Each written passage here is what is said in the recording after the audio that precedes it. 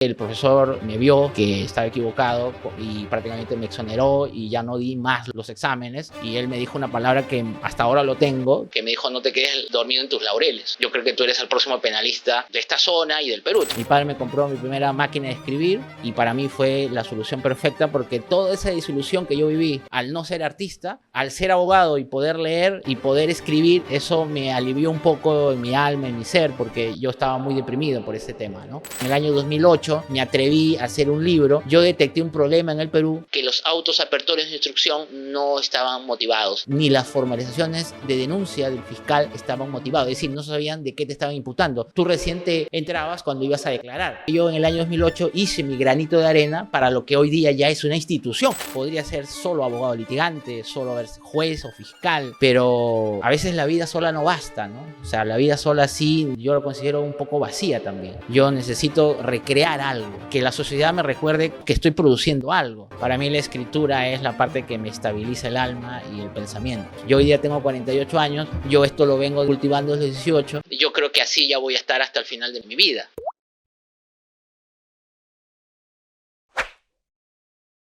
Un enorme saludo a toda la comunidad jurídica y al público en general. Bienvenidos a este nuevo capítulo de la tercera temporada de Ejeput Podcast. Como siempre, nuestro tan querido canal Ejeput, comprometidos con brindarles la mejor formación jurídica, nos hemos esforzado, como siempre, a través de nuestras redes de contacto que están por todo el país, en buscar a los mejores profesionales, abogados, jueces y fiscales de diversas materias para demostrar la excelencia que existe en nuestro país y brindárselas acá de una manera muy accesible a todo el público. El programa de hoy, como siempre lo digo, no es una excepción.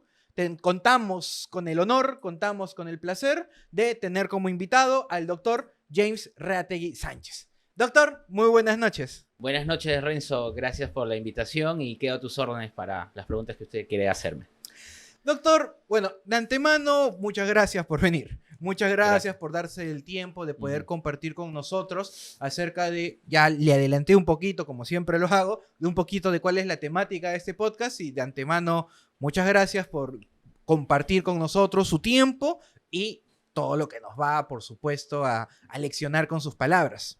Así que, como siempre empezamos en este podcast, usted claramente no todo el mundo lo conoce. Es normal, por más profesional que sea y por más renombrado que sea, no todo el mundo conoce a todo el mundo.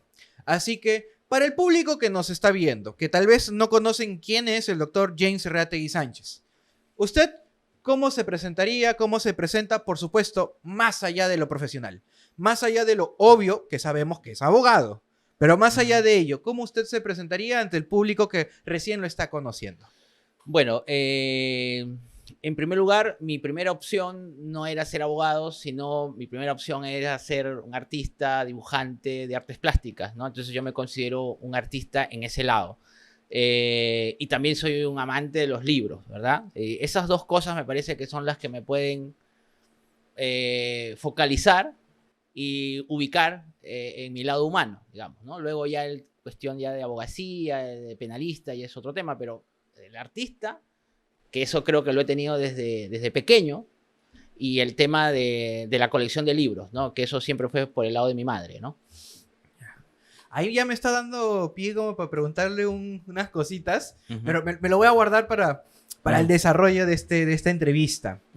A ver, doctor, como siempre nos gusta desarrollar en este pequeño espacio, y ya también, repito, se lo adelanté, queremos primero conocerlo a usted desde una perspectiva humana y cómo es que se desarrolla usted su camino para poder llegar al día de hoy al profesional que es.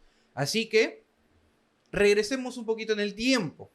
Regresemos a las aulas escolares, probablemente, tal vez usted me corrija, pero lo común, regresando a las aulas escolares, tercero, cuarto, quinto, secundaria, la decisión de vida.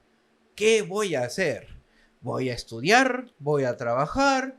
Si estudio, hay posibilidades, tal vez sí, tal vez no, tal vez un instituto, tal vez una universidad privada, tal vez una pública, y más importante aún, ¿qué voy a estudiar? Así que ahí quiero empezar este bonito programa consultando. ¿Cómo usted termina eligiendo la carrera de Derecho? ¿Fue un amor a primera vista? ¿Ya la tenía visionada? Usted ya nos adelantó de que primero pensó en artes plásticas. Sí. ¿Cómo ocurrió este amor hacia las artes plásticas, pero que en algún momento se convirtió en amor hacia la carrera de Derecho? Lo que pasa es que, a ver, cuando yo era, no sé, infante, vamos a decir así, en la primaria, a mí me gustaba dibujar a los profesores. O sea, los dibujaba prácticamente exactamente igual como estaban dando clases en el cuaderno. Y, digamos, retrataba y dibujaba y escribía al costado de que ellos podían hablar, digamos. Entonces, a la cara les ponía, digamos, un círculo y escribía lo que ellos estaban hablando. Era como un caricaturista, vamos a decir. Como si hiciera una viñeta de un Sí, cómic, algo parecido. así. Sí. Les retrataba tal y como eran y les hacía un círculo para ver qué es lo que podían ellos, los que estaban hablando les escribía. Mi madre dice de que eso es un tema de que la hermana de ella descubrió este talento que yo tenía. De los 4, 5, 6 años yo ya sabía dibujar prácticamente y sabía escribir prácticamente algo. Entonces, luego esto se ha ido perfeccionando ya en el colegio, digamos, escolar. Digamos, yo estudié en el Colegio José Pardo de Chincha, donde ya los profesores desde el primer año, segundo año ya notaban y detectaban este talento que yo tenía para las artes, para el dibujo y para la escritura. He ganado algunos campeonatos de dibujo, de caricaturas, básicamente, acuarelas, témperas, usando todas las artes digamos, que habían en ese momento. Y mis dibujos, mis cuadros, se exhibían en las plazas de armas de Chincha. Se exhibían mis cuadros, ¿no? Entonces, y yo quería ir... ¿De qué edad estamos hablando? Estamos hablando de 13 años, 12, 13 años. Y no te olvides que yo termino la secundaria a los 15 años. Estaremos hablando de segundo, tercer año, secundaria. 12, 13 años, básicamente. Y yo ya tenía claro que yo quería ir por ese lado, por las artes plásticas, ser un artista, ser un dibujante, irme a Lima, a las Bellas Artes, que estaba prácticamente mapeado ese lado. Digamos, porque yo le hacía todos los dibujos a mis compañeros. O sea, les decía todos los dibujos que podía ver. Y bueno, lo cierto es que por cuestiones coyunturales mi padre toma la decisión de que él ese rubro, esa profesión, ese oficio, lamentablemente estamos hablando de la década de los 90, 91, 92, un gobierno y una situación caótica social, económica del Perú no permitieron que yo vaya por ese lado, sino que vaya por el lado más pragmático, que era que mi papá quería que yo sea abogado por los negocios que teníamos en ese momento, prácticamente. Y quería que vaya por el lado empresarial, comercial, civil, que es lo que necesitábamos, la familia mía. Por el lado de mi padre y de mi madre no había abogados. Entonces yo tenía que ser el primer abogado para que vea toda esa parte comercial de mi familia. Una visión, digamos, para continuar el legado familiar. Claro. Y con los problemas que había por la hiperinflación y todo lo demás, necesitaba un abogado que vea toda la parte comercial, empresarial, civil. Lamentablemente yo me fui por el lado penal, pero bueno, eso mi padre se solucionó un poco. Estoy hablando de hace muchos años, cuando él vio en mí que yo podía ser un abogado y porque sabía escribir, básicamente. Pero el arte siempre siguió en mí como un don y despertó en la escritura. Para mí fue una enorme satisfacción que yo a los 14, 15 años podía escribir todo lo que podía pensar con tal naturalidad. Mi padre me compró mi primera máquina de escribir, que esas son las máquinas antiguas, después me compró una computadora y para mí fue la solución perfecta porque toda esa desilusión que yo viví al no ser artista, al ser abogado y poder leer y poder escribir, eso me alivió un poco en mi alma, en mi ser, porque yo estaba muy deprimido por ese tema, ¿no? El abogado era un tipo que sabía enfrentar, sabía litigar, esa era la visión que yo tenía y capaz de repente no era mi vocación, pero finalmente a través de la escritura pude, digamos, estabilizar mi alma, ¿no? Y poder decir, bueno, yo puedo escribir. Y no te olvides que yo a los 18 años, ya en la universidad, yo ya prácticamente podía escribir un artículo. Y bueno, después ya la parte penal, no sé si podemos entrar ya a la parte penal, ¿por qué yo ya me hago penalista? Porque yo hasta ese momento tenía 16 años, estaba en la universidad ya, pero lo mío de penalista viene de manera circunstancial, te digo, ¿no? Ahí en un momento le voy a preguntar eso, en un momento, pero al menos ya nos está contando un inicio bastante interesante. Y en un primer momento, me atrevo a usar este término, tal vez un poco decepcionante para usted al no hacer lo que en su momento lo apasionó, pero encontró su salida, que fue a través específicamente del arte de escribir. Sí, el arte de escribir. Es una forma distinta de arte, que algunos tal vez no lo ven como arte, pero finalmente a usted le pudo dar esa tranquilidad de estoy dejando algo, pero no es tan diferente lo que tengo ahora. Sí, no era un cuadro los que yo podía exhibir, porque yo vi mi nombre y digamos, mi arte reflejado en una pintura a los 13, 14 años. Dije, yo quiero que mi nombre también lo vean. Cuando fui a la carrera universitaria, creo que el ver ya mi nombre y dedicarme a esto, de escribir, era también hacer un arte, pero ya no de escritura, sino de libros, digamos, de escribir libros, que era también lo que yo quería hacerlo desde cuando tenía 13, 14 años, ¿no? Eso explica un poco mi vocación, mi vehemencia, mi disciplina, a lo que yo quería hacer desde los 13, 14 años, ¿verdad? Y tal vez para entender un poquito cómo continúa esta historia, ¿en qué momento se dio cuenta usted de que Derecho finalmente sí le gustaba? Cuando me gustó Derecho Penal. Específicamente Sí, Derecho Penal. Porque yo... O sea, usted dentro de todos los cursos de la universidad, cuando llegó a Penal, dijo, esto me gusta, esto es para mí. Sí, pero claro, el tema es que yo la profesión de abogacía, hasta los 17 años yo tenía cierta... no desconfianza, pero tenía cierto temor de que si finalmente me iba a gustar, porque no era mi primera opción, claramente. Pero después, por una cuestión circunstancial de una rebeldía con un profesor, que luego lo podemos comentar, es que ya agarro penal, felizmente lo agarro a los 18 años, prácticamente ahí, que es donde yo agarro con fuerza ya y me dedico al derecho penal, por circunstancias que luego podemos comentarlo, ¿no? Justo, y más o menos lo que viene es preguntar siempre sobre algún momento o alguna anécdota que usted pueda tener de la universidad. O sea, creo que justo esta pregunta va de la mano con lo que le pasó a usted en relación al derecho penal, pero igual de todas maneras le quiero hacer el contexto completo. Como siempre me gusta decir, la universidad, más allá de los conocimientos, nos deja muchas cosas. Desde los buenos ejemplos de nuestros profesores, nuestros compañeros, la enseñanza humana, la enseñanza profesional más allá de la académica, cosas buenas que nosotros replicamos, pero también a veces vemos cosas malas, cuestionables, criticables, de la cual también aprendemos, pero aprendemos a saber no imitar o a saber corregir de una forma muy personal e interna. Y en esa línea va esta pregunta, si usted tiene algún recuerdo o alguna anécdota de alguna enseñanza más allá de lo académico que le haya dejado la universidad.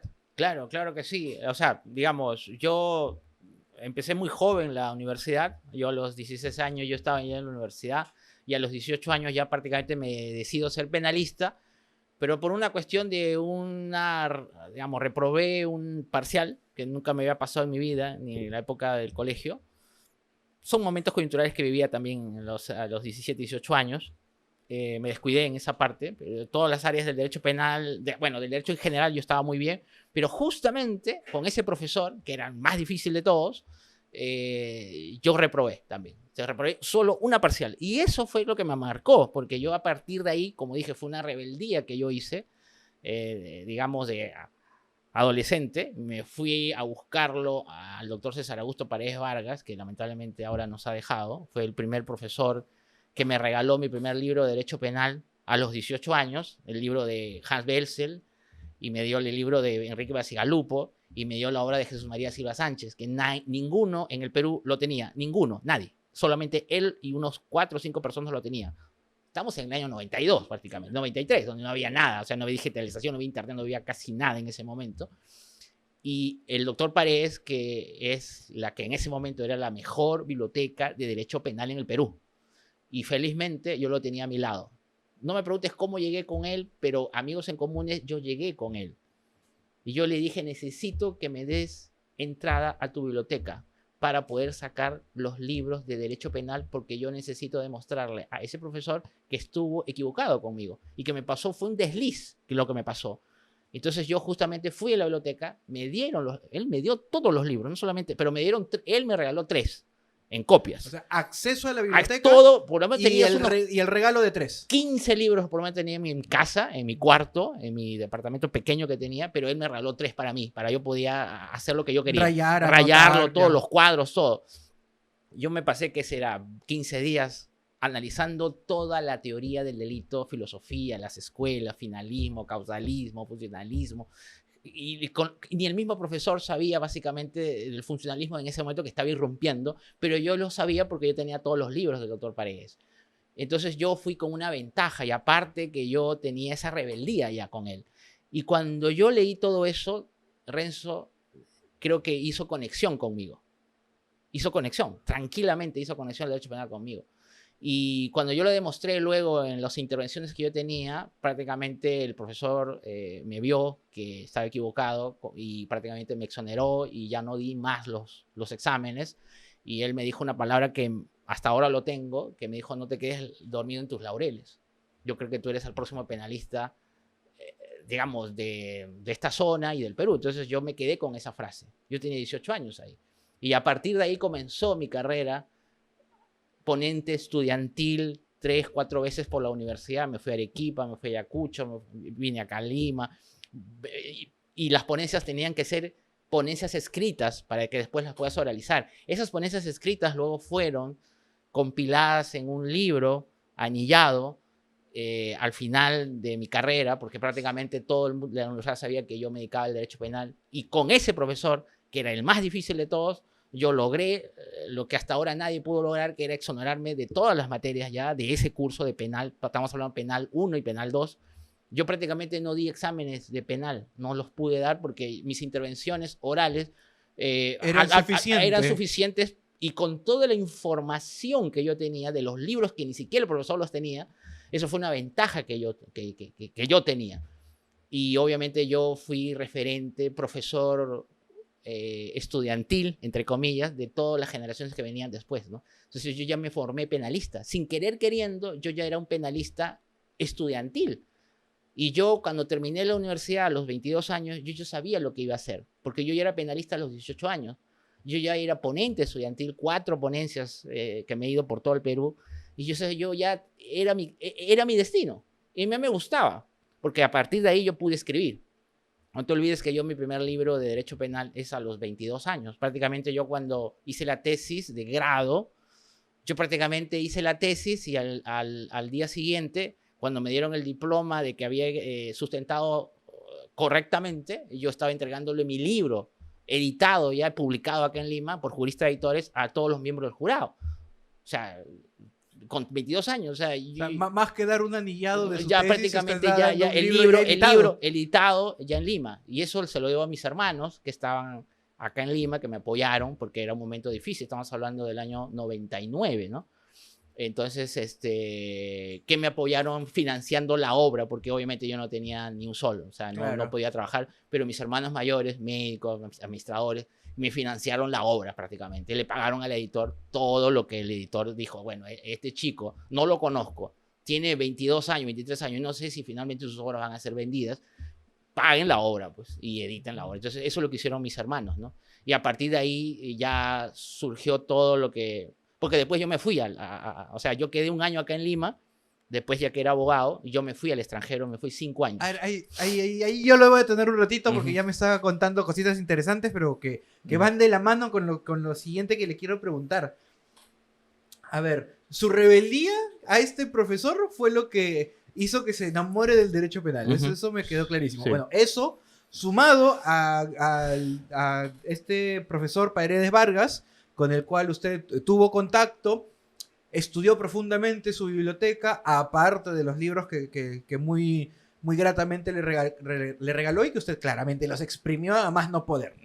Ahí encuentra usted su pasión por el derecho y el derecho penal al mismo tiempo. Sí, ahí encontré ya una razón, una vocación, porque yo no sé qué hubiese pasado, Renzo, si es que no llegaba a eso, esa cuestión circunstancial en mi vida. Pudo haber pasado a los 20 años, 21 años, pudo haber pasado ya en la última fase de la carrera. Porque hasta ese momento usted todavía no, No, estaba enamorado de la carrera. No estaba enamorado. Yo ahí le decía a mi padre que no sé si al final momento hicimos bien elegir la carrera, ¿no? Porque mi padre también estaba preocupado por ese tema, porque él sabía que mi vocación no era ser abogado, no, era ser artista. Y que estaba forzando, al menos en claro, el inicio estaba forzando mucho mi la padre situación. estaba muy preocupado, sí, debo admitirlo que él estaba preocupado, porque yo hasta podía haber dejado la carrera, si es que en algún momento, pero pasó ese momento en mi vida rápido, muy rápido, y le agradezco porque, digamos, yo saliendo de la universidad, yo ya sabía lo que iba a hacer, no podía hacer de otra manera. Y, a ver, justo por ahí va el progreso de esta entrevista. Ya nos está contando un poco sobre su vida universitaria, sobre cómo ingresó, esta primera decepción y un amor a medio camino, por suerte no tardío, a medio camino, pero finalmente se termina enamorando de la rama y de derecho. Y de ahí viene la siguiente consulta, que es primeros pasos laborales.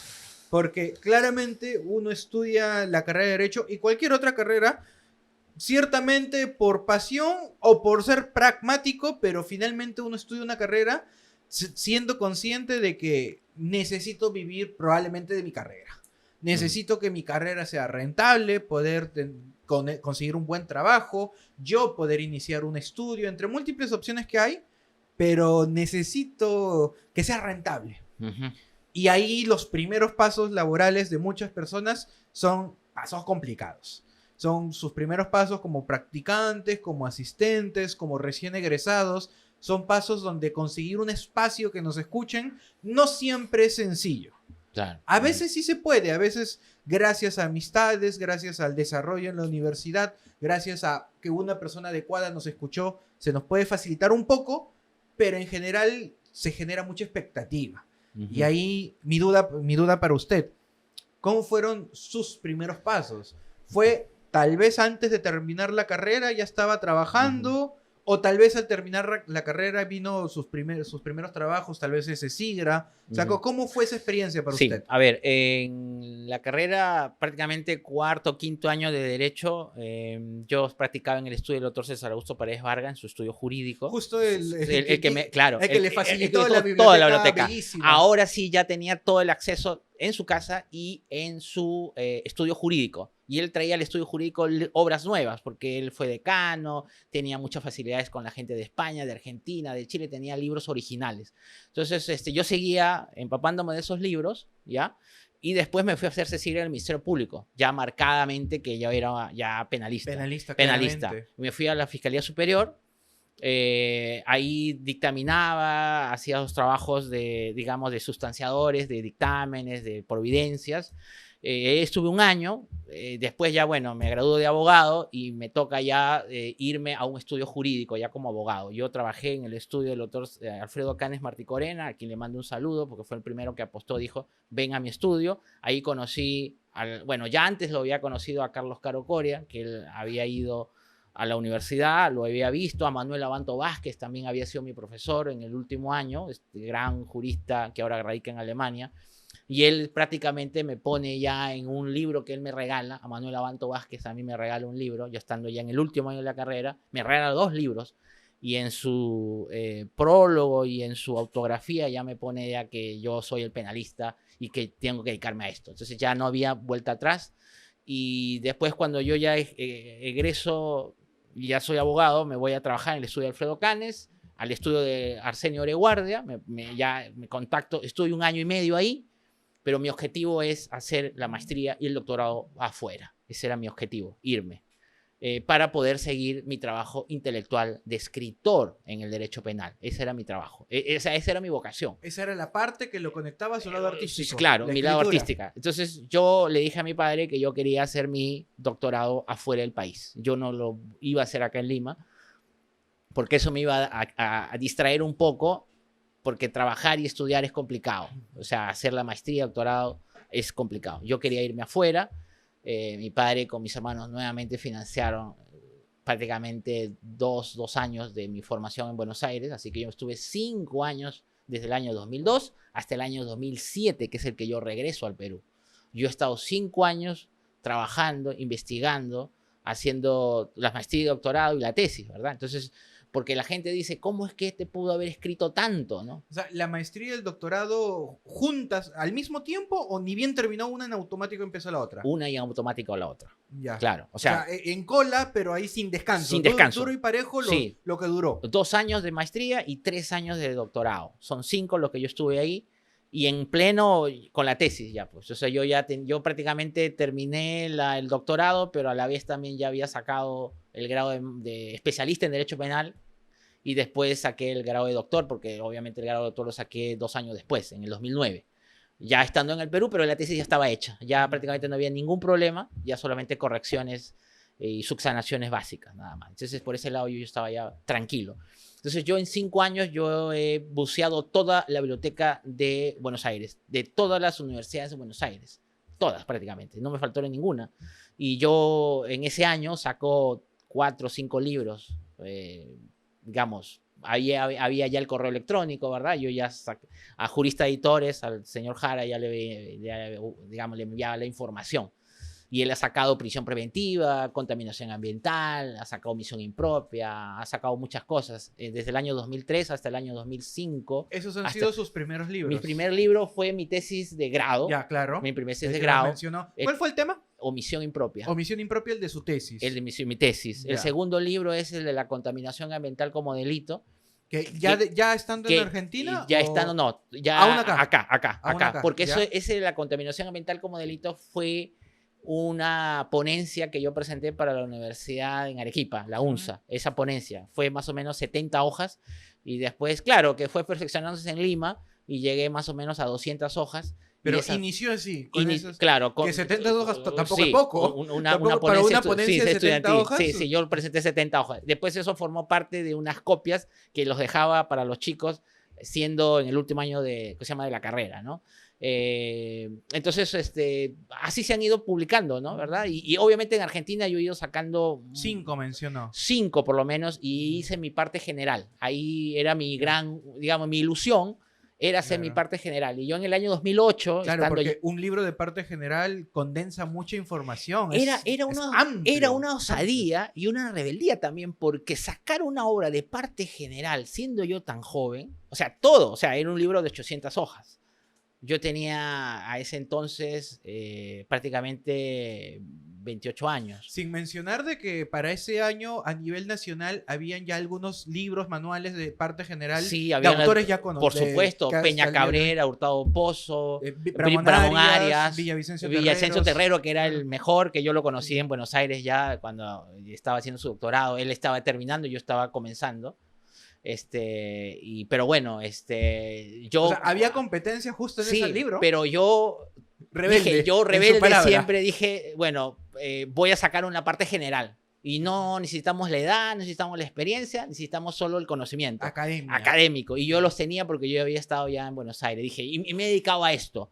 Y lo saqué con Gaceta Jurídica en el año 2008. Saqué mi primer manual de Derecho Penal, parte general, con todas las instituciones de la teoría del delito, digamos, que es la teoría de la acción penal, de la ley penal, consecuencias accesorias, consecuencias jurídicas, todo. O sea, una parte orgánica de la parte general. Eso yo lo había hecho ya, ¿no? Acá, doctor, estoy entendiendo entonces que esos fueron sus pasos a la pregunta que le hice, sus pasos laborales, que bueno, hemos llegado hasta su época de doctorado. Y antes de entrar a la segunda parte del podcast, que es ya un poquito más académico, ya hemos hablado de bastantes libros que usted ha realizado. Ya hemos hablado de bastantes libros. Sí. Mientras conversábamos un poquito antes de empezar la grabación, usted mencionó, si la memoria no me falla, que tiene hasta el momento 40 libros publicados. Sí, acá en el Perú y 4 afuera. 4 afuera. Y bueno, no tengo la más mínima duda al afirmar de que de todos los invitados que hemos tenido, definitivamente usted es el que más ha escrito de todos nuestros invitados. Y quisiera preguntarle un poco sobre cuál es la experiencia de redactar un libro. O sea, ¿a qué me refiero? ¿Cuál es su proceso personal para realizar una obra? desde tal vez la idea. ¿Cómo le nace a usted? Por ejemplo, este libro que tengo acá al frente, que es de autoría y participación, que es por supuesto suyo. Este libro, solo para dar un ejemplo, ¿cómo se le ocurrió idear? No se ha escrito suficiente o yo también quiero aportar sobre este tema. Y luego de que elige el tema, ¿cómo es ese desarrollo para hacer el índice, el contenido de este libro? ¿Cuál es para usted ese desarrollo para finalmente desde la idea hasta tenerlo listo? Sí, gracias por la pregunta porque, digamos, cada libro es una experiencia distinta y cada libro representa mi experiencia laboral. Por ejemplo, estando en el Congreso de la República como asesor de la Comisión de Justicia y veía que las decisiones políticas eran mucho más importantes que las decisiones penales, dogmáticas. Entonces me dije, voy a sacar un libro sobre política y derecho penal porque me interesó ese tema. Después estuve como juez y veía muchas prisiones preventivas. Dije, quiero hacer un manual para decirle a los jueces cómo es que deben motivar y argumentar las prisiones preventivas en el Perú, y me hice un libro sobre prisión preventiva. Después estuve como juez superior un momento en la Corte Superior y dije, bueno, quiero hacer un libro sobre impugnaciones, apelaciones, casaciones, quiero hacer esto. Que, o sea, cierto sea de paso, hasta la fecha no hay muchos libros sobre impugnaciones. Claro, entonces después me puse a ser profesor. Bueno, yo toda mi vida he sido profesor universitario de maestría y doctorado. Yo a los 29 años yo estaba parado en una, digamos, enseñando maestría.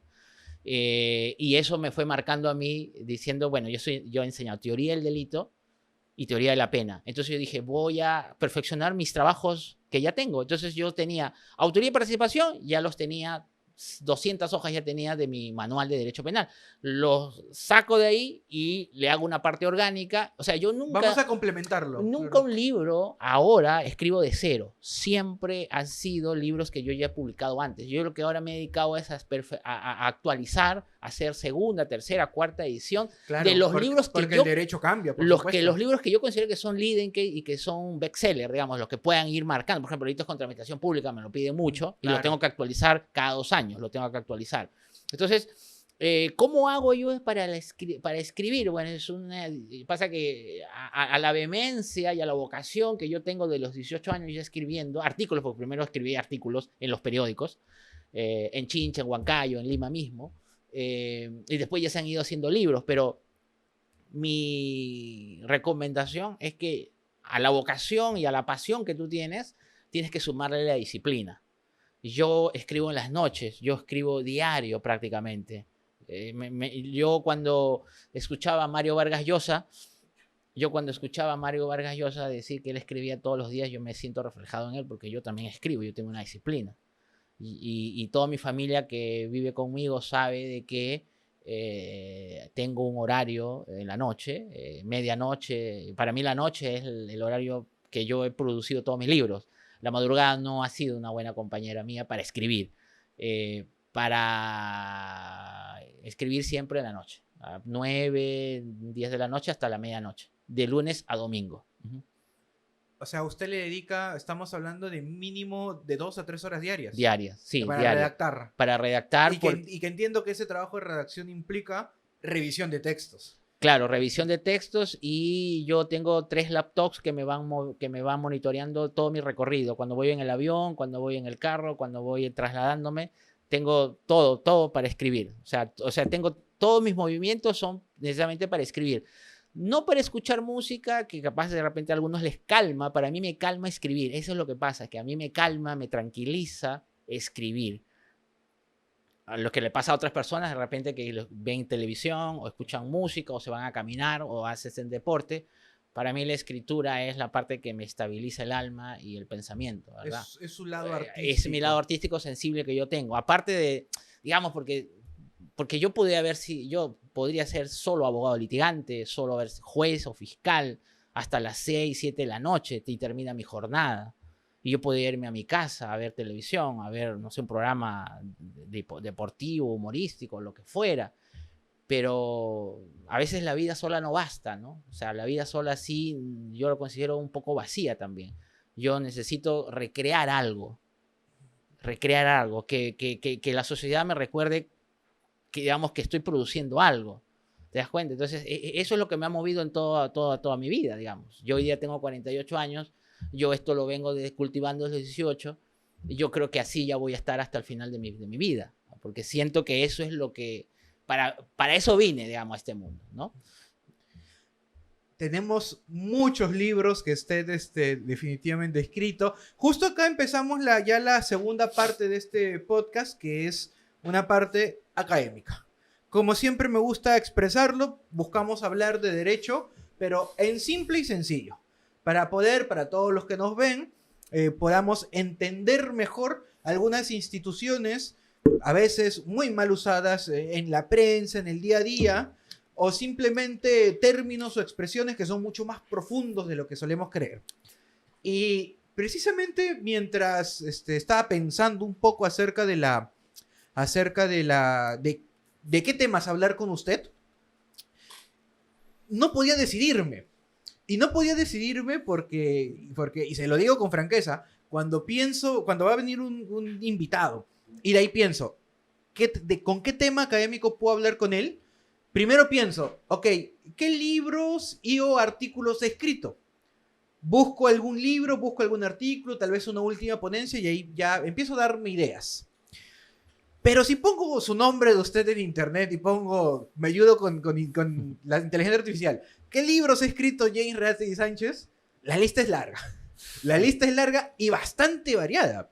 Así que desde un punto de vista académico, yo sé que el tema que vaya a tocar con usted, es muy probable que usted ya haya escrito algo sobre el tema, y ese precisamente es el motivo por el cual tenía estas dudas.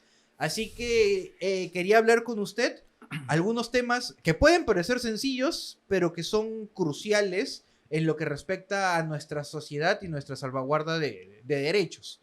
Por eso, primero, quiero hablar con usted, y por eso lo separé acá, para que, como digo, y para que ahí se pueda ver tal vez, no quiero tapar el título, para que se pueda ver ahí en la cámara, el doctor James Ratcliffe Sánchez ha escrito de todo, y justo ahora quiero hablar sobre el habeas corpus. Uh-huh. Así que justo acá tengo su libro, Habeas Corpus y Sistema Penal, que esta editorial es de IDEMSA. Y vamos a hacer una pequeña introducción. Hablando tal vez en sencillo y sin entrar en definiciones muy estrictas, el habeas corpus es entendido como una garantía constitucional en la cual un ciudadano común y corriente le puede exigir, por intermedio del Poder Judicial a través de los jueces constitucionales, que se respete su derecho a la libertad. ¿Por qué?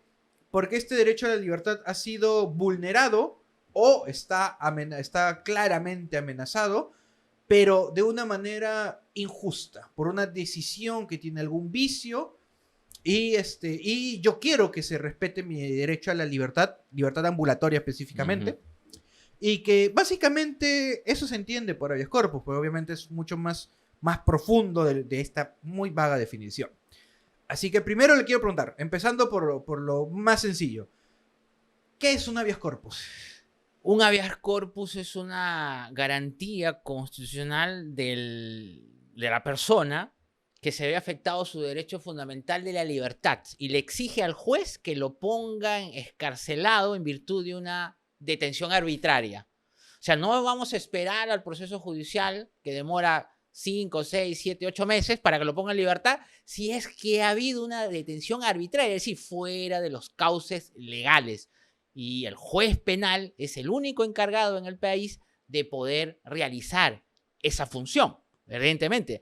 Lo que pasa es que en el Perú, el habeas corpus ha sufrido 3 momentos importantes, 3 momentos que yo lo digo en el libro, históricos, ¿no? Cruciales, que ahora se ven los resultados, pero el primer momento, en la década del 80, el habeas corpus era un habeas corpus reparador, es lo que te he explicado, reparar digamos, la libertad cuando ha sido objeto de una detención arbitraria, es decir, no se han cumplido los cauces legales. O sea, como ejemplo, ya estoy detenido, ya estoy sentenciado, sin orden judicial me han llevado a la cárcel. O sin con una orden, sentencia injusta. Injusta, no, o sea, digamos, de repente estoy encarcelado más allá del tiempo que debía haber estado. Ah, ya, así se empieza. Claro. Ya. Por ejemplo, y el fiscal no pone atención al caso, el tiempo ya ha expirado 9 meses, ya está 9 meses y 1 día, 2 días, 3 días, puedes interponer un habeas corpus para que el juez inmediatamente te ponga en libertad si es que se ha cumplido el plazo máximo, por ejemplo. Ese es el habeas corpus reparador. Y así se ha entendido en la década de los 80 hasta parte de los 90.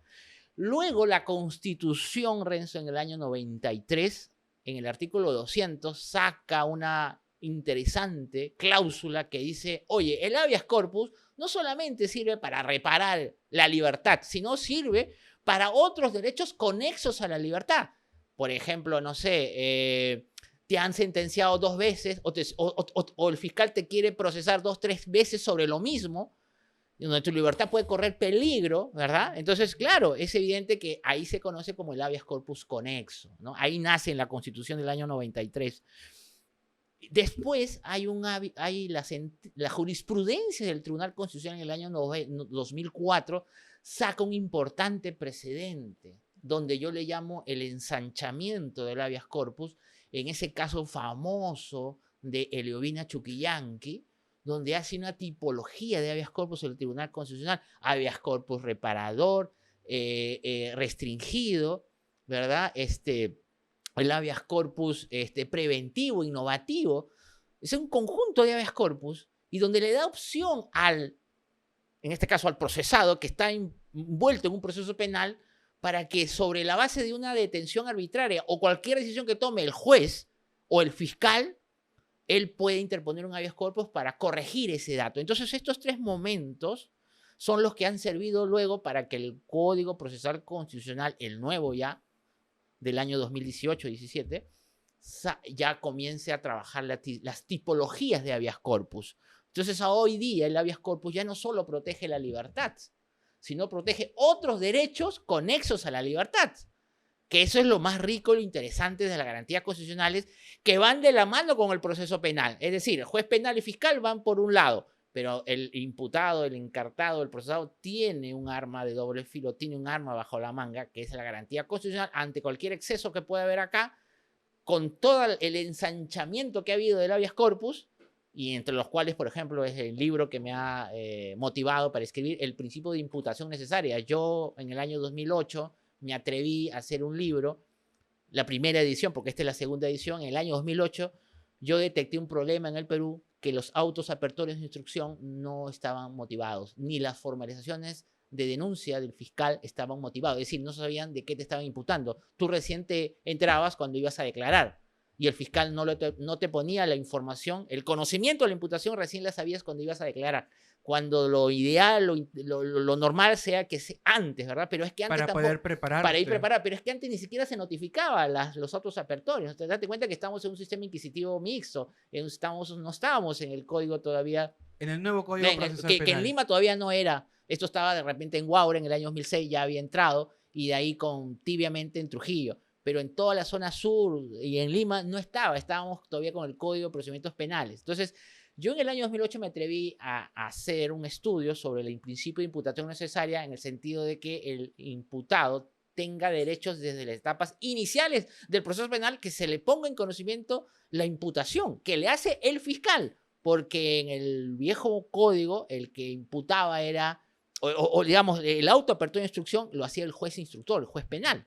Y el fiscal quedaba como un convidado de piedra, prácticamente, relegado. Entonces yo en este estudio lo que digo es que la imputación comienza desde el Ministerio Público digamos, lo interesante del habeas corpus es que se puede anular la formalización y no el auto apertorio, que es lo que venía haciendo el Tribunal Constitucional en el caso de la hermana de Alejandro Toledo, que había sido procesada en ese momento. No se sabía, por ejemplo, si era...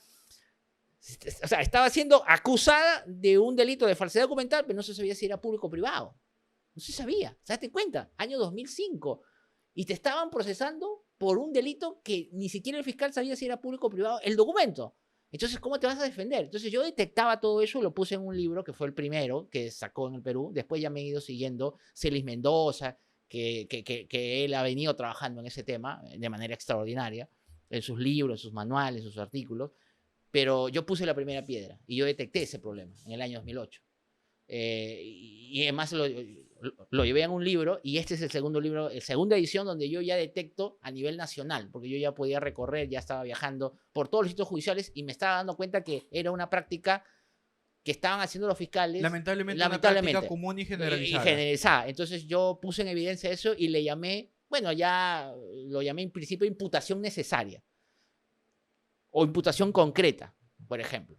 ¿Te das cuenta? Entonces, eso vía habeas corpus, porque date cuenta que el Código de Procedimientos Penales no tenía una articulación procesal para poder hacer frente ante esta circunstancia. Teníamos que ir al habeas corpus. Ahora está el tema de la tutela de derechos recién, Claro. pero en ese momento... En el proceso penal ya se amplió un poco, pero entiendo que el contexto coyuntural legal de esa época, habeas corpus, y en el concepto de conexo, porque ni siquiera conexo, ni siquiera en el reparador o histórico, era en el conexo. Entonces yo más o menos di algunas pautas del principio de imputación necesaria que conecta 3 derechos fundamentales: motivación, legalidad y defensa. Son los 3 derechos que son el guardián de la imputación necesaria. Si tú haces una correcta imputación, estás haciendo motivación, estás garantizando el derecho de defensa y estás con el principio de legalidad. En esa trilogía es que yo hago ese estudio, y creo que el habeas corpus sirvió, y creo que sirve hasta este momento, porque el habeas corpus ahora, bueno, en el caso de Copteles, por ejemplo, se usó el habeas corpus restringido, por ejemplo, ¿no? Por ejemplo, y corrigió un defecto del proceso penal principal, o no, del proceso penal incidental, porque es una excepción de improceso de acción. O sea, el habeas corpus sirve. Bien usado, pero sirve. Ahora, los detractores podrían decir, oye, pero es que se están invadiendo fuero. Bueno, eso es un tema que aquí yo no lo voy a... Claro, no hay necesidad de entrar a esos temas a ver, tan estrictamente dogmáticos, pero lo ciertamente acá es que la finalidad del habeas corpus es esta. Es la de resguardar la libertad ambulatoria, y en un contexto y en un entender ya actual se extiende a todos estos derechos conexos que usted los resume en la imputación necesaria, pero que porque la imputación necesaria resguarda estos 3 derechos fundamentales que nos ha dicho. Claro, porque es motivación, legalidad, defensa y legalidad. No te olvides que la imputación necesaria ahora, el efecto no solamente está en el proceso principal, sino en el proceso incidental de la prisión preventiva. Porque ahora se discute imputación necesaria previa a una audiencia de prisión preventiva. Muchos jueces me han dicho que antes de iniciar el primer presupuesto de la prisión preventiva, que es de los graves, fundados, elementos de convicción, antes analizan el grado de imputación. ¿Cómo está la imputación que ha formulado el fiscal? ¿Te das cuenta? Entonces ya el efecto ya no solamente es en el proceso principal, es en la prisión preventiva, que es como un mini juicio oral también.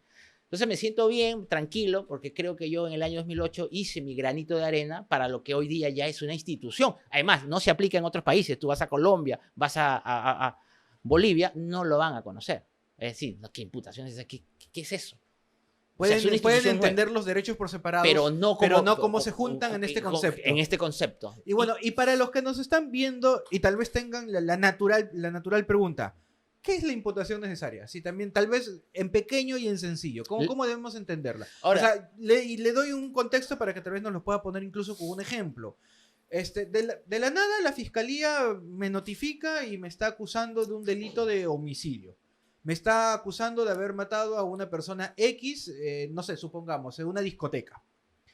¿Qué es lo que yo debería entender yo como investigado? ¿Qué es lo que yo debería entender para saber que estoy tal vez frente a una imputación concreta, o la imputación que hay en mi contra es muy genérica, es muy ambigua, me genera indefensión? ¿Cómo podría tal vez encontrar esta diferencia? Buena la pregunta, porque yo en el libro lo que hago es que la imputación necesaria tiene 2 momentos. Uno en los presupuestos y otro es en la oportunidad.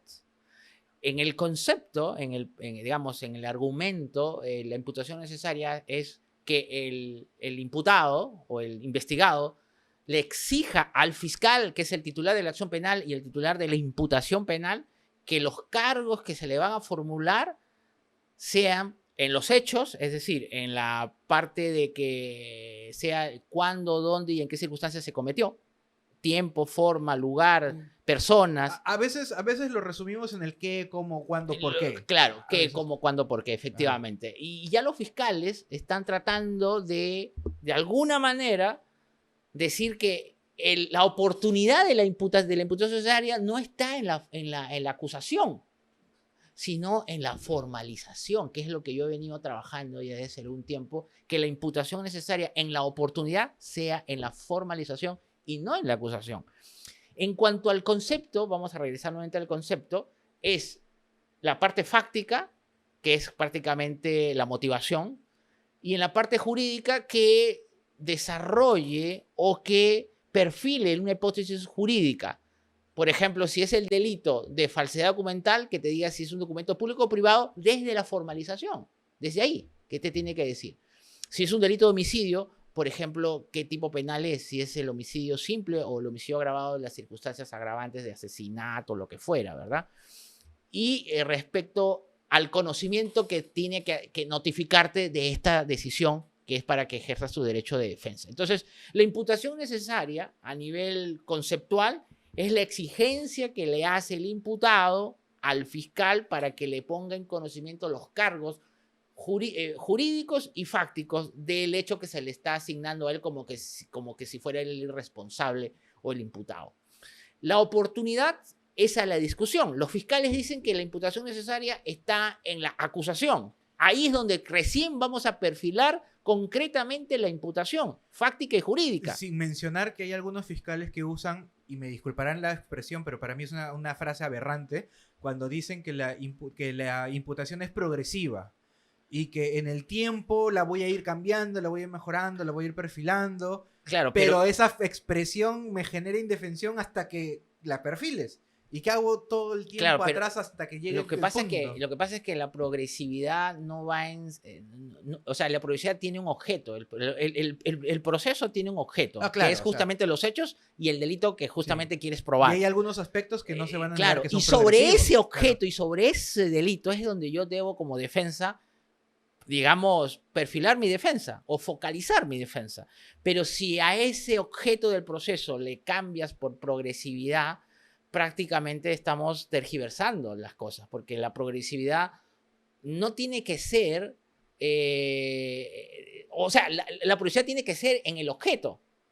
El objeto es, por ejemplo, a mí me estás mencionando sobre homicidio, y sobre eso es que tú debes perfilarte. Y que se mantenga. Y que se mantenga. Ahora, si quieres progresividad, circunstancias, pero claro, la esencia es la misma. Claro, la esencia es la misma. Entonces yo creo que ahí hay un gran problema, que la progresividad es sinónimo de mutar tanto el objeto del proceso, que es los hechos, y el tipo penal.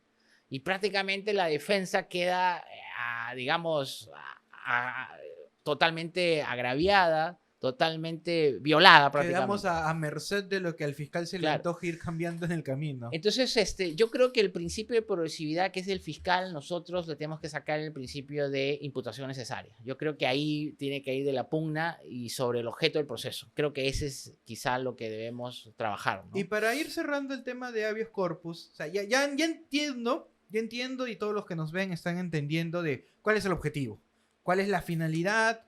Y una pregunta así bastante sencilla para cerrar el tema de habeas corpus y tocarle un último tema antes de culminar esto. Supongamos que yo considero que he sido agraviado de alguna manera y que mi abogado, consideran de que debo acudir a un habeas corpus. ¿Cómo puedo exigir este derecho? O sea, ¿cuál es el inicio de este trámite? ¿Cuál es la formalidad o informalidad que tiene el habeas corpus y si deseo ser beneficiado por esto? Que el habeas corpus, para que tú puedas iniciar un proceso constitucional, la resolución que tú la impugnes vía habeas corpus tiene que estar firme. Tiene que estar firme. Es decir, sin objeto de impugnación, o puede dejarla consentida si fuera el caso, pero tiene que estar firme. O sea, por ejemplo, si hablamos de una prisión preventiva, tienes que estar ya terminó segunda instancia, o no la has apelado, ya. En primera instancia la dejaste consentir y te vas al habeas corpus directamente a la justicia constitucional. Ese sería el requisito de admisibilidad, que esté firme la resolución. El amparo funciona distinto, porque el amparo necesitas tú agotar todas las vías para que no puedes dejar consentir contra razones judiciales, por ejemplo. Pero en el habeas corpus tiene otro camino, tiene otro sendero. Ese sería el requisito. Y segundo, que es la competencia, que lo ve un juez penal y va a ir de la mano en paralelo con el proceso penal. El juez constitucional va a ir de la mano con el juez penal, y el proceso constitucional de habeas corpus prácticamente va a correr los mismos cauces del proceso penal principal, solo que va a llegar al Tribunal Constitucional en última y definitiva instancia, ¿no? Ya que hemos hablado de habeas corpus, hay un segundo temita del cual quiero hacerle un par de consultas, obviamente empezando desde lo básico para que todos los que nos ven lo puedan entender. Y, como dije en un momento de la entrevista, absolutamente todos los temas de los que le pregunta acá el doctor James Randi. Tiene un libro sobre el mismo. Ajá. Este es sobre autoría y participación. Y sobre este quiero hacerle a ver un par de preguntas puntuales. Obviamente, reitero, empezando desde lo básico. La autoría y participación, me corrige si uso una palabra inadecuada, pero es el sistema que utilizamos en nuestro país para determinar quiénes son los que van a confluir en una actividad delictiva. Vamos a todas estas personas que están inmersas en este actuar delictivo, los vamos a separar entre autores y partícipes en base a diversos requisitos que están dentro de la dogmática penal, y así les vamos a poder atribuir su grado de participación y la eventual consecuencia penal que van a tener, haciendo una referencia tal vez a las penas. Así que, bueno, esta es una definición algo vaga, algo ambigua, tal vez en términos no dogmáticamente correctos, pero tal vez para que nos entiendan un poco. Pero usted es el especialista, es usted el que tiene este muy hermoso libro que me dan ganas de quedármelo pero le comento, ¿usted cómo nos puede explicar de una forma sencilla qué es la autoría y la participación? La autoría en el Código Penal peruano tiene 3 clases, ¿no? Básicas que todo estudiante de derecho es. Hay la autoría directa, que es el sujeto que A mata a B, claro, sin intermediación. Yo mato, apuñalo a un sujeto por la espalda y acabo con su vida. Yo quiero el resultado, yo lo ejecuto. Todo lo directo, sin intermediación. Esa es la autoría directa, digamos, la que no admite, digamos, discusión. El que quiere matar, dispara. El que quiere violar, viola. Directa, la causalidad directa.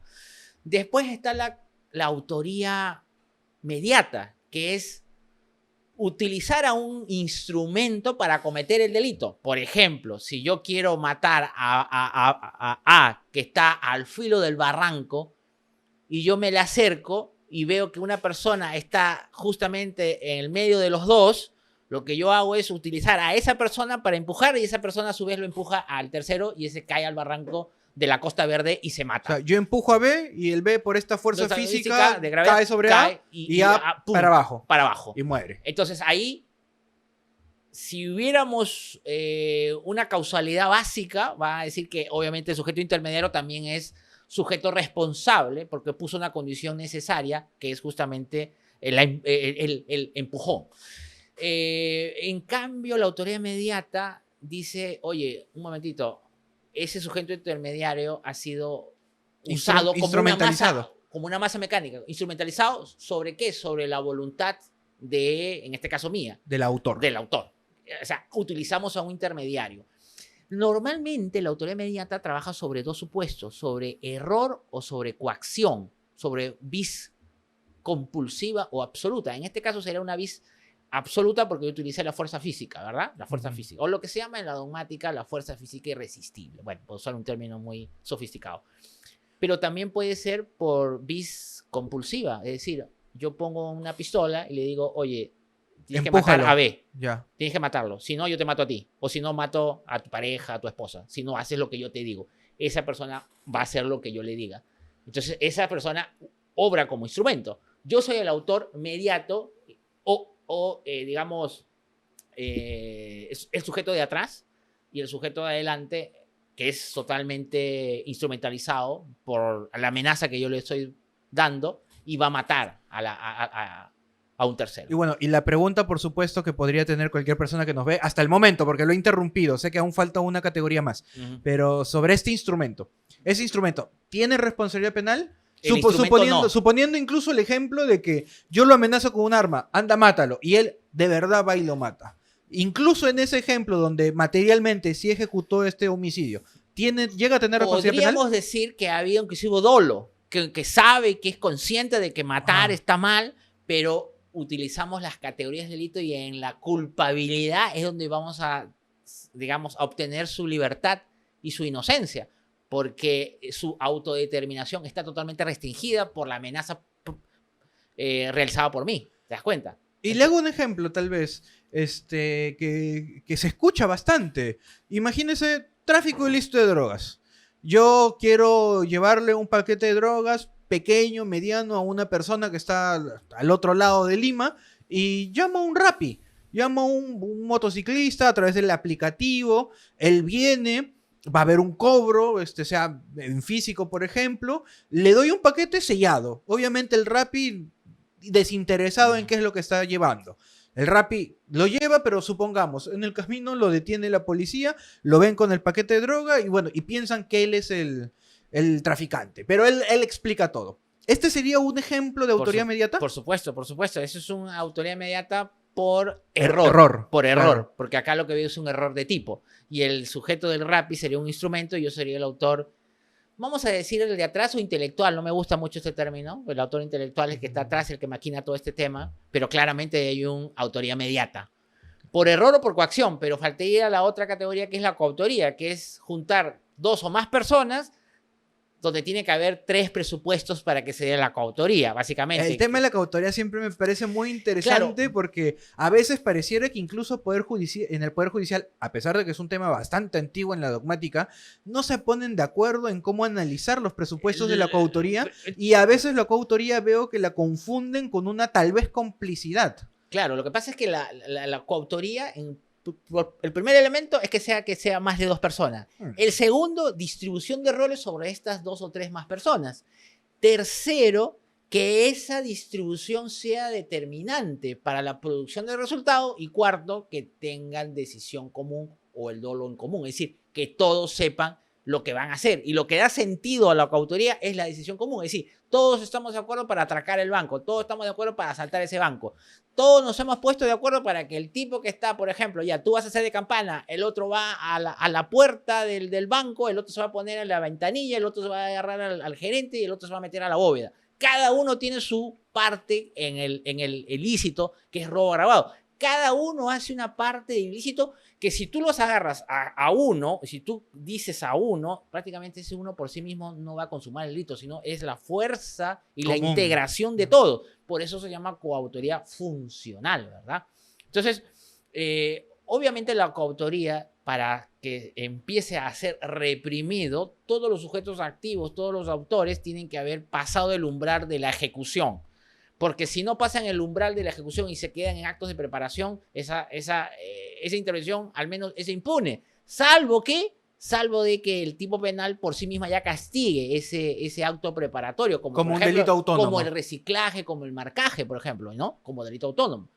O una tenencia ilegal de armas. O una tenencia ilegal de armas. La discusión que se ha dado en la coautoría es respecto de que si la coautoría necesitamos de la fase de ejecución o no, porque no te olvides que en el caso de Amparo Humala, en el caso de la rebelión que se hizo en el año 2005, la Corte Suprema dijo, oye, ahí hay coautoría, pero no necesariamente el coautor tenga que estar en fase de ejecución, puede estar en actos de preparación, maquinando todo, pero es coautoría. Entonces, ya de ahí se basa en un criterio de Muñoz Conde, que lo han traído a la Corte Suprema para decir, oye, ahí hay coautoría no ejecutiva. Rompe con todo el esquema histórico que se había trabajado hace 100 años de que la coautoría necesita fase de ejecución. Ahora, tú preguntaste algo muy interesante respecto al tema de la complicidad, que es ya la parte accesoria, vamos a decir, porque estos 3, autor, coautor y autor mediato, son los principales, son los jefes de la banda, digamos, ¿no? Son los que llaman dominio del hecho, que le llaman, ¿no? Ahí quisiera tal vez darle contexto antes de que me responda esa pregunta. Lo digo porque... Y voy a agarrar su ejemplo del atraco al banco. Ahí tenemos a muchas personas. Tenemos al campana, al chofer, al que tiene el arma, al que va con el gerente, al que va a la bóveda. Claro, nosotros no podemos saber, no podemos meternos en su psiquis para saber qué tanto han coordinado, saber en qué momento apareció uno, en qué apareció el otro, no. Nosotros lo que vemos es el atraco en sí mismo.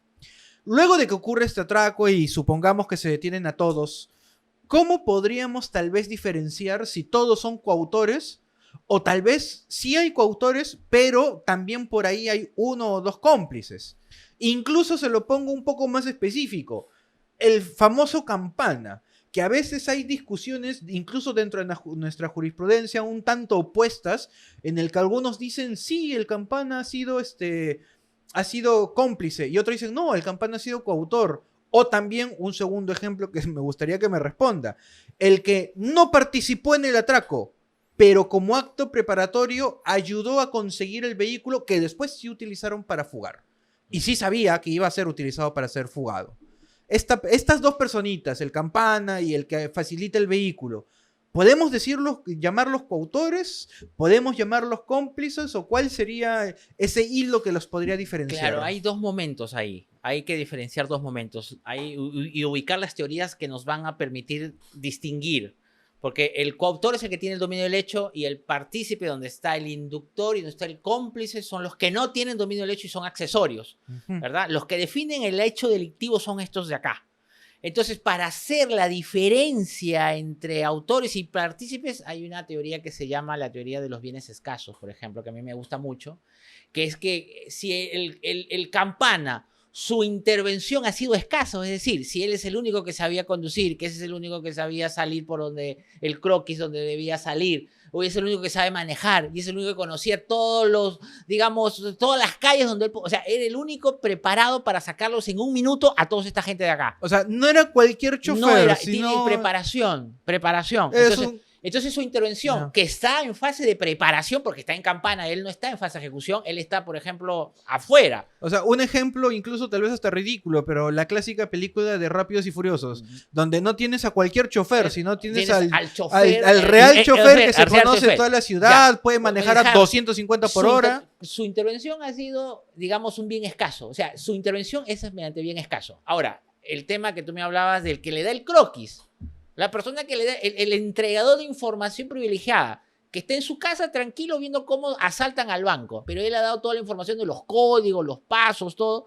Ya, esa persona que no está en fase de ejecución, pero que su intervención ha sido totalmente decisiva para, digamos, asaltar al banco, ese tipo es cómplice primario o necesario. Porque pese a que estaba en fase de preparación. Su aporte fue importantísimo. En base a un bien escaso. Pero jamás participó. Él vio todo el atraco desde su casa ahí viendo la tele. O el jefe de la banda, ¿no? El jefe de la banda que también está en su casa. Él nunca se va a manchar de sangre la mano. Ese está en su casa. Entonces, ese es cómplice necesario. ¿Que tendrá la misma pena del coautor? Claramente que sí.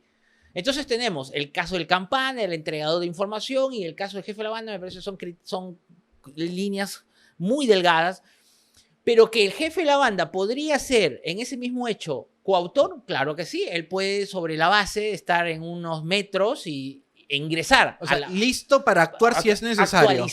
Actualizar su dominio, es decir, en el sentido de que él podría haber empezado como partícipe, pero puede ser coautor, ¿verdad? Y claro, el caso digamos, de la campana, que dependiendo de su grado de intervención será cómplice. Ahora, la diferencia entre cómplice y coautor está en la fase de liter criminis, porque normalmente, y esto hay que saberlo, normalmente un coautor interviene en fase de ejecución del delito, de liter criminis. Normalmente el cómplice interviene en fase de preparación, ¿verdad? Obviamente que no hay ningún grado de participación luego de la consumación. Claramente que no existe, porque eso es agotamiento del delito y eso es impune. Salvo que por sí mismo fuera un delito, como el encubrimiento, por ejemplo, ¿no? Podría ser. Pero creo que para entender la coautoría y entender la participación, inductores y cómplices, ya sean necesarios o innecesarios, tenemos que partir del liter criminis, del liter criminis externo. Ubicar al coautor en fase de ejecución delictiva hasta la consumación, que es donde se permite normalmente la autoría y la complicidad. Estoy hablando de la complicidad primaria en la preparación, porque el cómplice innecesario, el cómplice que sin su intervención igualmente se hubiese cometido el delito, por ejemplo, el guachimán que está parado y él está diciendo a las personas, oye, van a venir, viene uno, pero sin ese tipo igual la gente... Igual ocurría, pero ya estaba coordinado previamente. Entonces, él está en fase de ejecución, por ejemplo, pero ahí no hay ningún problema en que se pueda hacer la distinción entre cómplice innecesario con los coautores, porque los coautores son los que dominan el curso delictivo. Claro, pero ¿por qué es dominio del hecho, ¿no? Porque estos coautores tienen dominio del hecho, porque ellos, si quieren, aceleran el curso o pueden desistirse del delito, a tal punto de que ellos podrían decir, oye, el delito no se va a dar, nos vamos todos. Y el delito decae. Claro, en cambio, el cómplice innecesario, por más de que él se desista y se vaya y se arrepienta, el hecho punible continúa. O sea, ergo, a consecuencia, su intervención no ha sido necesaria. Lo más grave que pueda pasar en estos casos es cuando había una decisión previa en que solo vamos a asaltar el banco, pero nadie va a matar a nadie, ¿verdad? Ah, y hay un exceso hay un por parte de alguno de los Que ejecutantes. es que el tipo de repente se puso nervioso, Disparó el arma y mató a una persona. Mató a una persona cuando el acto previo no era eso. La pregunta del millón es, ¿esa muerte que la vamos a cargar a quién? ¿Solo al que disparó o al grupo? Esa es la discusión que yo pongo ahí, que en dogmática se llama el exceso en la coautoría, en la decisión común, ¿no? Yo sostengo, desde mi humilde punto de vista, que acá lo vamos a cargar solo y únicamente al que disparó, porque si lo vamos a cargar al resto, estaríamos infraccionando el principio de imputación subjetiva, es decir, que el dolo, conciencia o voluntad solo le pertenece al quien ejecutó el delito, utilizando la teoría cognitiva, pero si vamos a usar la teoría del riesgo, sí podríamos cargarle a todos porque todos eran totalmente conscientes de que podía ocurrir. Era razonable. Podía razonablemente en un contexto de un robo con armas. Hay que disparar. O sea, en base a las teorías, dijo, van a definir si es que vamos a cargarle o no a los demás, ¿verdad? Obviamente el Código Penal no tiene una regulación expresa. La jurisprudencia se ha decantado más por la imputación subjetiva, cargarle solo y únicamente al que disparó. Si es que se llega a probar de que nadie tenía conocimiento y que todos nos hemos dispuesto solo para asaltar, ¿verdad? Y para ya terminar este tema, ya nos habló de autoría. En la participación nos dijo, tenemos el instigador y los cómplices. Y los cómplices primario y secundario. Pero aún no nos explica qué es el instigador. Y como para cerrar con eso. El instigador es el que hace nacer la idea delictiva a otra persona, al autor, para que realice el evento delictivo. Por ejemplo, el clásico ejemplo de que yo instigo, la amiga que le instiga a la esposa para que la esposa mate al marido infiel, ¿no? La amiga le hace, le dice, oye, tienes que matarlo así, envenénalo, esto. Entonces le van haciendo la idea delictiva a la mujer y la mujer finalmente lo logra matarlo, ¿no? Esa es la instigación. La instigación directa es una determinación psicológica permanente, no necesariamente tienen que ser consejos, no, tiene que ser determinaciones concretas, ¿verdad? Inclusive con dolo justamente de hacerle una idea delictiva, dolosa al autor. Y tendrá la misma pena, ¿no? El inductor tiene la misma pena del autor. Y le pongo un ejemplo tal vez para precisar a todos los que nos ven y entendamos incluso un poquito más de este tema de la instigación. Supongamos que yo ahorita, de manera pública, en este video que va a ser publicado próximamente en nuestras redes, yo digo ahorita, nuestro gobierno está haciendo todo mal, hay que levantarnos en armas. Y empiezo, tal vez usando bien o mal la palabra, empiezo a instigar a todos los televidentes de GEPUT a que se levanten en armas, que vayan a matar a los policías que estén cerca y que vayan al Congreso, vayan al Palacio de Gobierno y lo tomen por la fuerza. Múltiples posibles delitos que podrían ocurrir. Si yo hiciera esto, ¿estaría incurriendo en una instigación? No, eso es una apología, ¿no? Porque la apología del 316 del Código Penal claramente criminaliza cuando el sujeto activo instiga a un público. Y la instigación como participación delictiva solo está pensada para aquellas personas que directamente son instigados. El instigador y el instigado. O sea, tienen que haber dos personas claramente identificadas. Es más, se discute inclusive, Renzo, se discute el tema de que sea instigación en cadena. Se discute. Algunos dicen, está dispersa la discusión en la Corte Suprema. Algunos dicen, solamente tiene que ser de A a B. Porque si de A, B, C, D, ya no hay instigación. Hasta ese punto se ha llegado. Yo considero que la instigación es A y B. Si es de B a C, ya estaríamos hablando de un estiramiento y podríamos hablar hasta de una complicidad, pero no de instigación. Cuando es en masa, es apología, claramente, y para eso sí hay un delito. O sea, no es que va a quedar impune, no. No, claro. Sí, claro, pero sí va a ser criminalizado, pero no como participación, sino como autor.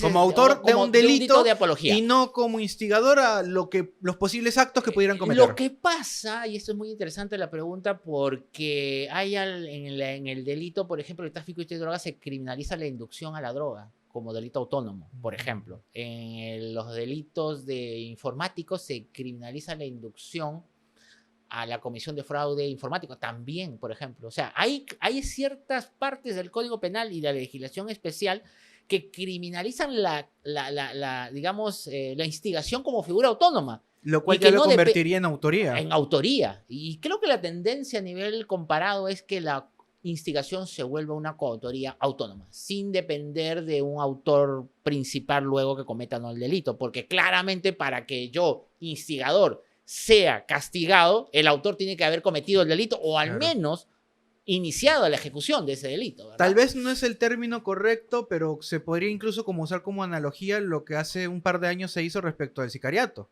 Porque aparte del sicario, ahora tenemos como delito autónomo a quien acude al sicario para contratarlo. Sí. Pero antes, como no existían estos dos delitos de manera autónoma, para sancionar a quien contrató al sicario, primero teníamos que capturar al sicario y procesarlo y él tenía que ejecutar la conducta. Pero ahora, aunque el sicario no la ejecute, se puede sancionar de forma autónoma al que está obteniendo o buscando este servicio. Por ejemplo, en el 112 del Código Penal se castiga aquel que instiga al suicidio. Instiga al suicidio. Es una figura autónoma de la instigación vuelta como delito. Claro, el tema ahí la discusión, oye, pero si finalmente se suicida, se mata, y no va a haber autor, porque ya está, la acción penal ya está caducada, está, digamos, oxiso, y ya, ¿yo cómo respondo? Y generalmente ahí viene la discusión, porque la inducción es accesorio del autor. Claro. Si no hay autor, pero en este caso ya no va a haber autor. Tendría que ser autor para ser sancionado. Y ya no va a haber autor, pero ya solamente se castiga la inducción como figura autónoma del 112. O sea, es una figura medio extraña ahí lo que pasa. Pero es que yo en el libro también postulo que la autoría, el dominio del hecho ya es una categoría que deberíamos repensarla, si es que finalmente cumple o no capacidad de rendimiento en algunos delitos. O es que acaso de repente la participación ya no tenga que depender del autor, sino que a esta hay que darle la autonomía necesaria para que no dependa del autor, porque el autor puede morir, puede ser amnistiado, puede pasarle mil cosas al autor, o puede ser absuelto el autor. Pero, y eso deja sin responsabilidad al accesorio. Por ejemplo, en el caso de la mujer que le incita a la esposa para que mate al marido, ¿acaso no? Y si finalmente se reconcilian, hay un tema, ¿no? Absuelto por X motivo, y la amiga que le indujo no va a pagar responsabilidad. O sea, pero ella violó una norma, ¿no? Que es, oye, no inducirás al prójimo a hacer delitos. Y ella lo que hizo es eso. Más allá de que si no se castigó por posibles motivos. O sea, pero me parece que la inducción es una figura que deberíamos repensar su autonomía y un ilícito totalmente autónomo del autor. Me parece. Como ya hay la tendencia en algunos delitos, como bien nos está diciendo. Sí, por supuesto, por supuesto. Por política criminal, creo que ya el legislador se ha adelantado a ese punto, legislativamente. Doctor Reategui, ya estamos llegando al final de esta entrevista. Como dije en un inicio, muchas gracias por su tiempo. Qué bonita entrevista, estos temas académicos. Usted los menciona y nos lo explica con una pasión indudable, la verdad se lo tengo que reconocer, ha sido muy fructífera para mí. Y bueno, para finalizar, como nos gusta finalizar este podcast, quiero pedirle un consejo. Para todas las personas que nos están viendo en estos momentos, para todos tal vez estudiantes, tal vez profesionales, seres humanos que tienen una vocación. ¿Cuál considera usted que es un consejo que sería bueno que ellos escuchen? Un consejo que tal vez a usted le sirvió mucho en su vida o un consejo que usted mismo desarrolló en el transcurso de su profesión y que cree que otros deberían escucharlo, para que nos pudiera compartir un poco de ese profesionalismo que usted tiene. Yo creo que son dos puntos fundamentales las que me han llevado a producir, digamos, los libros que tengo, que son, primero es la pasión. O sea, la formación que tuve desde el inicio. Creo que la vocación por el derecho penal, eso es indudable.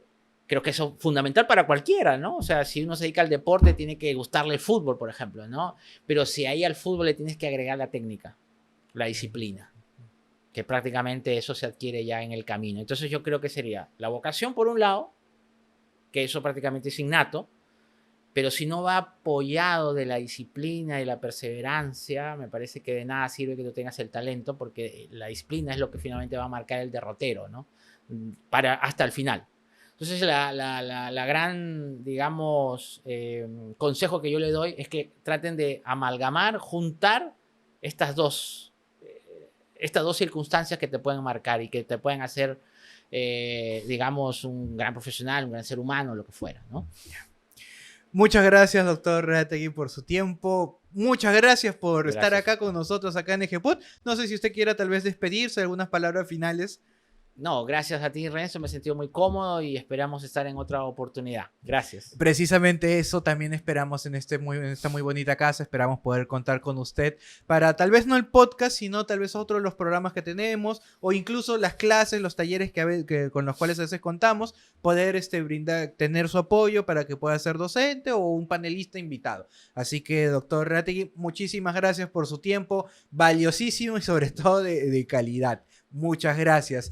Y también se extiendo, por supuesto, las gracias a todos aquellos que han llegado hasta este momento. Muchas gracias por su interés siempre en acompañarnos en EGPod Podcast. Muchas gracias por su preferencia, porque como siempre, este programa no sería posible si es que ustedes no estuvieran detrás apoyándonos, viendo el programa, compartiéndolo, comentando a sus amistades, a sus amigos, o de la forma en que cada quien a veces comparte esta muy bonita información. Así que a todos ustedes, reitero, muchas gracias por su preferencia. Recuerden, EGPod Podcast llega gracias a EGPod, la mejor formación jurídica. Y con ustedes, hasta un próximo episodio.